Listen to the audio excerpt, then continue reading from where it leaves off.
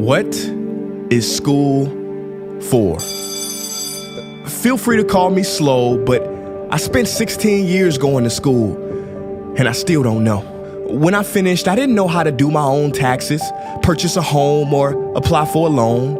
I didn't know a thing about investments, building credit, or getting a job. I graduated at the top of my class, and what did I have? This fancy diploma to sit at home with my mom. But luckily, they did teach me some important skills like factoring trinomials and how mitochondria is the powerhouse of the cell. I'm so happy I remember the Pythagorean theorem, because it helped me a lot. Okay, I'm lying, let me stop, because all the stuff they taught me, truthfully, I forgot. Mom, remember when you would ask me, what did you learn in school today? And I would say, nothing much. I wasn't being modest. The truth about it, Mom, is I had already forgotten. And it's not just me. Millions of students sing the same song. How many of you guys avoid eye contact with the teacher to try not to get caught upon? Afraid to raise your hand for fear of being wrong, which proves that school isn't an environment for learning or building up the intellect. It's just a game you play for grades and how many A's you can collect. But I guess what do you expect when the most commonly asked question in class is this gonna be on the test? Is this gonna be on the test? See, if school put learning instead of testing and memorizing as the top standard, then the letter F would not stand for failure. It would stand for find another answer. And if school was really interested in our personal and academic success, students would wake up later, have more freedom, and homework a lot less. And that's not my opinion. This conclusion has been scientifically tested and proven. And any teacher that doesn't believe me, feel free to check my works cited page to inspect. Oh, and I did it in MLA format because I know that's all you will accept. See, students would get more benefit from an extra hour of sleep than putting them through the torture of an extra essay, reading 150 pages, doing problems 1 through 60 on the worksheet, and having 3 projects due by the end of the week.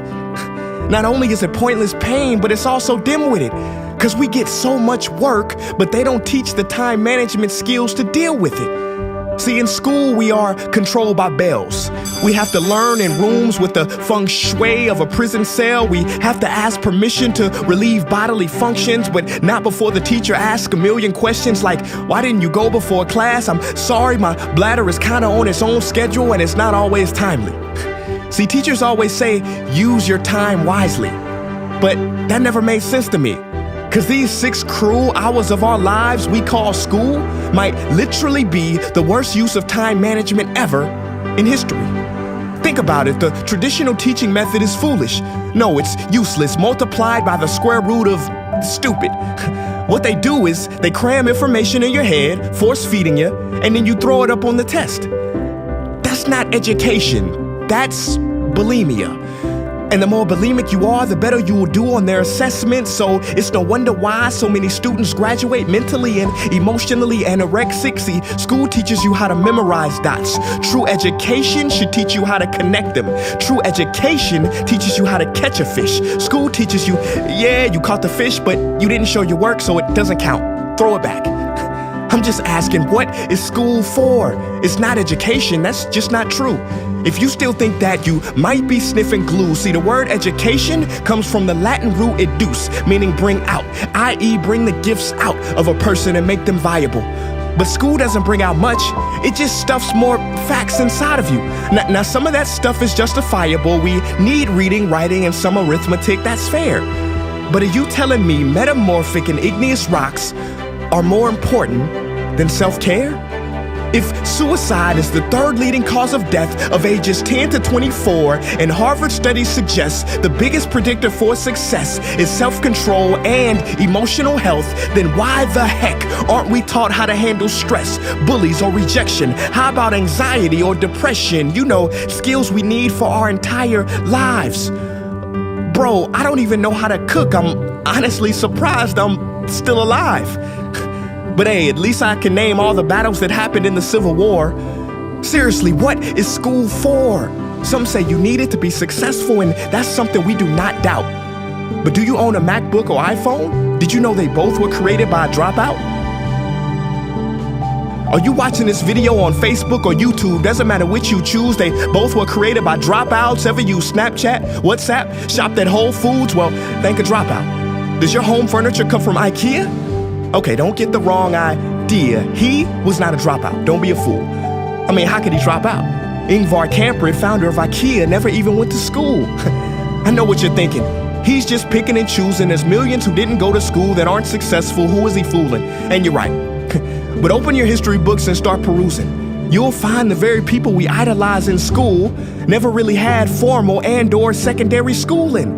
I'm talking George Washington, Abe Lincoln. America's best presidents had zero school between them. Ben Franklin, Thomas Edison, shall I proceed? Ernest Hemingway, Mark Twain, Teddy Roosevelt, Margaret Mead. Now please, I'm not saying drop out, because some schools are great and many teachers are rare treasures.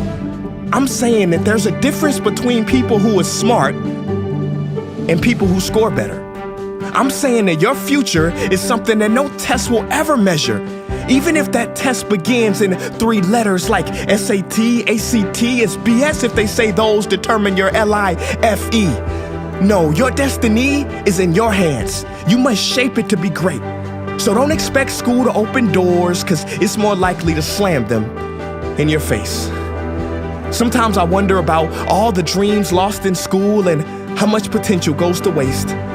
If it wasn't for music and YouTube, then I would have been just another lost case. Everybody watching this, please, close your eyes. Imagine a child sitting in the back of some teacher's class in some town. He never raises his hand, he fails most of his classes, but inside of him, there is a passion. And if nurtured and brought out, will lead him to discover the cure for cancer. But you see, I'm afraid that child's gift will never come out. He will never win the Nobel Prize award because in class he was ignored and his worth was judged only by his scores.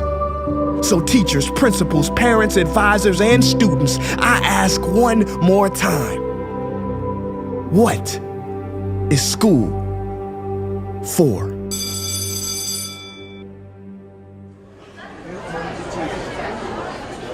Hey guys, what's up? My name is Prince EA, and I want to thank you for watching that video. And now I just have one question left.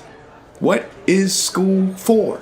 Don't you think it's time that we answer this question together? If you are a teacher, a parent, or a student, I urge you to check out the Innovation Playlist. What is the playlist? It is a program that any school can try for free. It's based on the best practices from educators around the world, and through its small steps, it can lead to big changes in your school. Go to innovationplaylist.org to learn more. Peace.